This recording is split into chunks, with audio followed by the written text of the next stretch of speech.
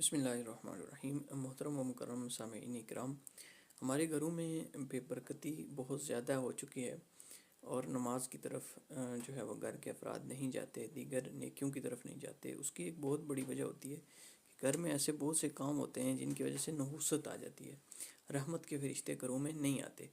تو اب یہ دیکھیں کہ اعلیٰ حضرت امام اہل سنت سے سوال ہوا کہ کتے کو پالنا گھر میں یہ جائز ہے یا نہیں؟ تو یہ جواب اعلیٰ حضرت نے دیا، فرماتے ہیں کتا پالنا حرام ہے۔ جس گھر میں کتا ہو اس میں رحمت کا فرشتہ نہیں آتا اور روز اس شخص کی نیکیاں کٹتی ہیں۔ رسول اللہ صلی اللہ علیہ وسلم نے فرمایا، لا تدخل الملائکۃ بیتا فیہ کلب ولا صورۃ۔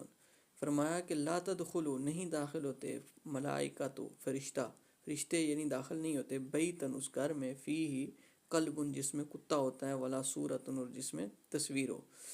تو اب دیکھیں کہ کتا اور تصویر دونوں چیزیں ہمارے گھروں میں موجود ہوتی ہیں، لیکن یاد رکھیں کہ کتا دو صورتوں میں رکھنا جائز ہے۔ اسی فتوے کے آگے اعلیٰ حضرت نے اس کو بیان فرمایا۔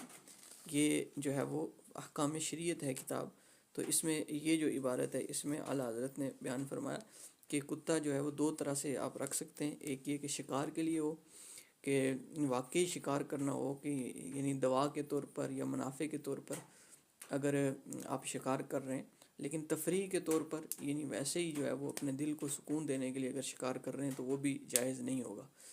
اور دوسری صورت یہ ہے کہ وہ کتا حفاظت کے لیے، اور واقعی حفاظت ہو کہ وہاں پر جو ہے وہ خطرات ہوں، تو حفاظت کے لیے اگر کتا ہو تو اس کو رکھ سکتے ہیں۔ اور اگر شکار جو یعنی دوا کے طور پر آپ کو کوئی شکار چاہیے یا منافع کے طور پر چاہیے تو اس شکار کے لیے آپ کتے کو رکھ سکتے ہیں۔ اس کے علاوہ کتا گھر میں پالنا یہ حرام ہے، اور اس کی نحوست ہوتی ہے کہ روز جو ہے وہ نیکیاں گھٹتی ہیں اور رحمت کے فرشتے، حدیث کے مطابق رحمت کے فرشتے گھروں میں نہیں آتے۔ یہ احکام شریعت تھی جس میں سے آپ کو بتایا گیا، تو احکام شریعت میں اعلیٰ حضرت نے اس کا پراپر جواب دیا ہوا ہے۔